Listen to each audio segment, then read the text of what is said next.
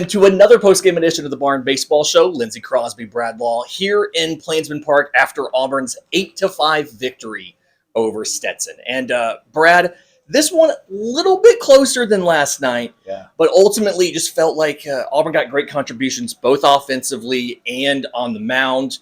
I kind of want to start with Sam Dutton. Yeah, I think that's a great place to start. He comes back. It's his first start in 15 days.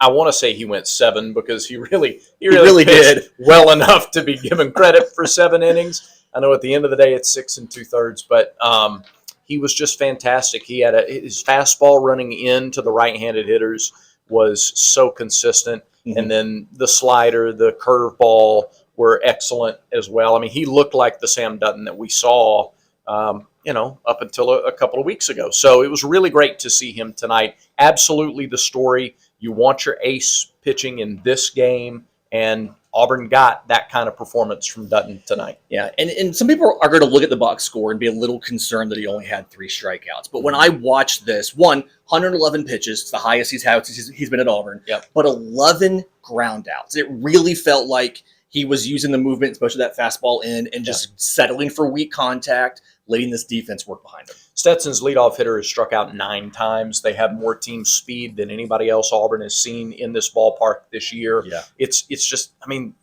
it's not a recipe. It's not a team that strikes out a ton, quite frankly. Yeah. They want to try to make contact and put the ball in play and then beat you to first base and then steal a bunch of bases. So, no, I'm not concerned about that whatsoever. He worked in and out of trouble a couple of times. Yeah. I thought it was big, Lindsay, that in a couple of innings back-to-back, Stetson put the first 2 batters on base, back-to-back innings. They got 3 total runs. It's a team that scored 7 in the first inning against NC State. They're capable of scoring runs in big bunches, and Auburn was able to limit them, Dutton able to limit them in those 2 innings, and that was one of the keys to the game. Yeah, and then Dutton having to come out in the 7th, to your point, pitched well enough to probably get out of the inning, but we had a little bit of an upshot. It's fine. But Ryan Hetzler comes in, gets his save, 2 1/3 innings, 5 hits, none of them come across, doesn't walk anybody, strikes out 2. Just his first postseason save, but really it's huge when you can go into the championship Sunday knowing you're going to have the advantage because you're only playing 1 game, and you only use 2 pitchers today. Absolutely.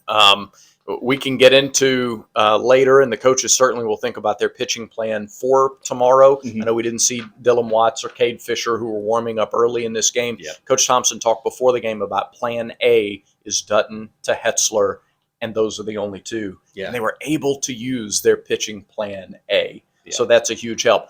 I didn't think Ryan's stuff was particularly sharp when he first came in. When he first came in, I thought it was set really well by the time he got into that 9th inning, and he was able to pitch around the kind of trouble spots that he got into. So really effective. Again, we talked last night, first regional appearance, nerves, got to be amped up a little more than usual, but he navigated that tonight. Yeah, and that's the benefit of having upperclassmen, having guys like, it may be his first regional appearance, but he's played plenty of college baseball. He's probably going to acclimate to that situation a little better than maybe a freshman would or something like that.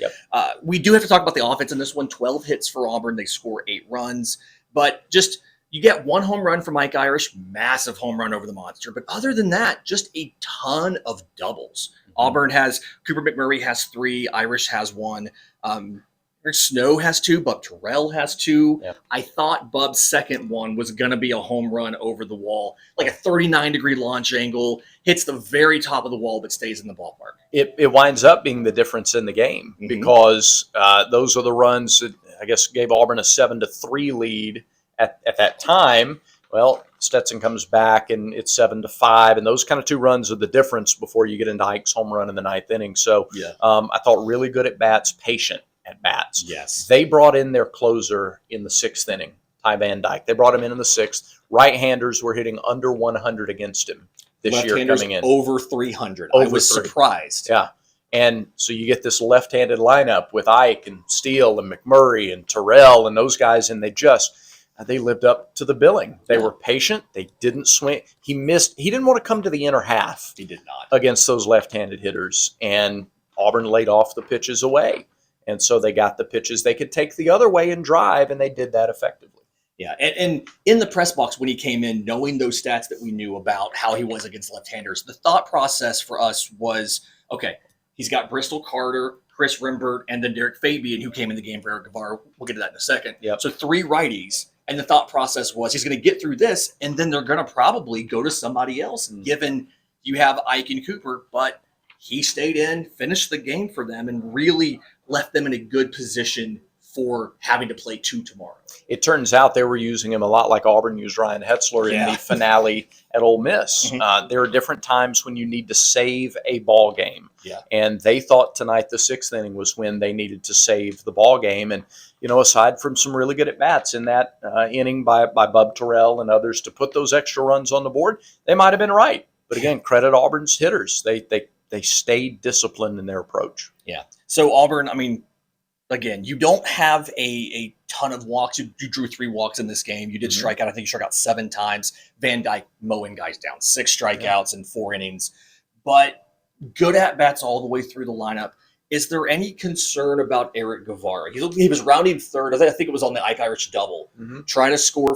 He does score, but coming around third, looked a little lame. It looked like it was the hamstring kind of grabbing him. Did Butch say anything after the game about his status? Not about his status, just kind of addressed the fact that, that he had to come out of the ball game. And I think anytime you have somebody who had hamstring issues at the beginning of the season, worked hard to overcome that, they were very careful with him, really intentional with him the first 2 months of the season after that injury. That's always going to be a concern, but we don't know anything yet immediately about availability for Sunday. Yeah, and this is something, so Derek Fabian checked in the game. He sat out Friday night's game, checked into this one, and moved Eric Snow from short over to third. Defense didn't miss a beat. I thought Fabian played really well defensively coming in. I understand he's, they don't think he's 100%, but either way, just played really well. And we did see a little bit of Ike Irish seemed to have lost his footing quite a few times. Had a situation out in the right field corner, trying to catch a fly ball out there, coming around second, thought he was going to have a triple. Clay Monster got him. He kind of tripped up and had to go back to second. Did I see it right that he changed cleats about 2/3 of the way through the game? It looked like, it wasn't the press box, it looked like he was wearing new cleats after late in the game. Wouldn't surprise me. Wouldn't surprise me at all. And I was going to make the joke, you got to check those cleats, make sure you got them long enough for these, these late nights, summertime, ground might get a little bit damp. And so maybe that had something to do with it, or maybe Ike's just playing with such energy and effort that he gets a little over the top sometimes. I was very excited. Lots of dancing at second base from all of these doubles. It was a fun night at the ballpark. Another record crowd here in Auburn. I don't have the exact number in front of me, but just it's actually 7,434. We do have it in front of me. I do have it in front of me.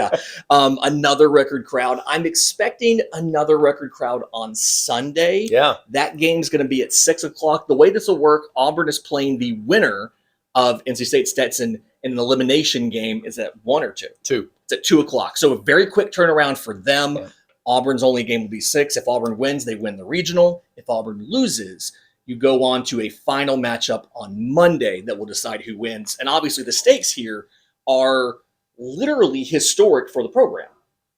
Yeah, I mean, already historic in hosting 3 times in the last 4 years, but they've never hosted a super regional here at Plainsman Park. And a win tomorrow, or one more win this weekend, whenever that happens. Let's just go ahead and do it tomorrow night at 6:00.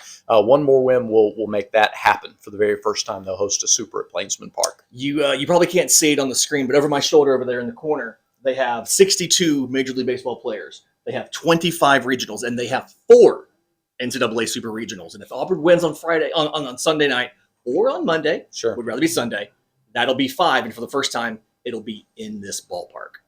We'll be back tomorrow to break down what happens tomorrow night. For Brad Law, I'm Lindsay Crosby. This has been the Barn Baseball Show.